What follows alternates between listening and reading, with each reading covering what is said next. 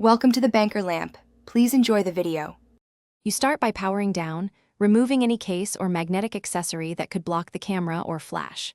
Then, inspect the lens and flash window closely for dirt, moisture, or cracks. These often cause failures. While the device is off, make sure battery level exceeds 20% so firmware processes can run. Once done, power on and immediately check permissions in settings so the camera app can access hardware. Without proper permissions, software checks will be misleading.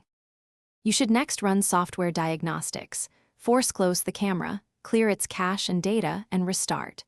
Booting into safe mode isolates third-party interference. If camera works there, an app is the culprit. Make sure the OS and camera firmware are up to date because outdated drivers can disable hardware features. If available, reinstall the camera app or run the built-in manufacturer diagnostic. These tests confirm whether the problem is software or points to failing hardware.